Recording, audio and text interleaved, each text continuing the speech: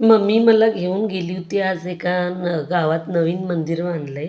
तर तिकडे घेऊन गेली होती. तर आज सोमवार होता म्हणून शंकराचं मंदिर पण तिथं होतं. तर तिथेही शंकराचं छान असं दर्शन घेतलं. छोटंसं मस्त मंदिर होतं आणि तिथे बसायलाही खूप छान होतं. ओम नमः शिवाय असं लिहिलेलं होतं मंदिरात वगैरे. खूप उन्हाचं आलं होतं मंदिर बघायला घरातली कामं उरकून.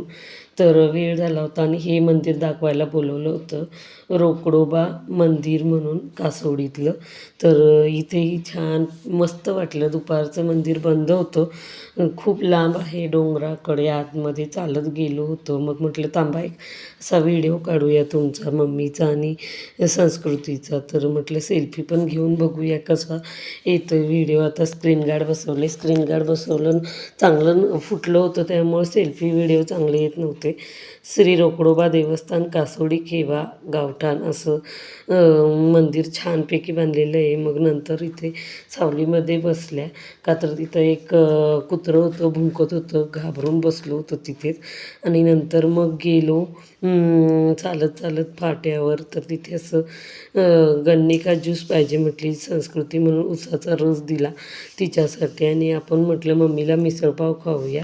तर मग म्हटलं थांब एक घोट पितो का तर गरमीमध्ये असं थंड काहीतरी प्यायसारखंच होतं. त्यातल्या त्यात असं कोल्ड्रिंक पिण्यापेक्षा उसाचा रस कधी पण चांगला. मला तर खूप आवडतो उसाचा रस. फ्रुटी वगैरे थम्सअप वगैरे त्यापेक्षा. नंतर म्हटलं की वडापावच घेऊया. तर संस्कृती ते वडापाव नको म्हणत होती. लस्सी पाहिजे म्हटली म्हणून आधी म्हटली वडापाव खायचा आहे. मग वडापाव नको म्हटली म्हणून लस्सी पाहिजे म्हटली. नंतर लस्सी घेऊन दिली. आम्ही चहा पिला. ते बघा तिथं ठेवलेली आहे आणि चहा कुठे पण गेल्यावर फिक्स मला बाहेरचा चहा खूप आवडतो. नंतर म्हटली आता आंब्याचा ज्यूस पाहिजे. म्हटलं नाही आता तुला काही भेटणार नाही. तर इथे मग तिला भाजी वगैरे घेतली आणि चला मिनी ब्लॉग कसा वाटला कमेंटमध्ये नक्की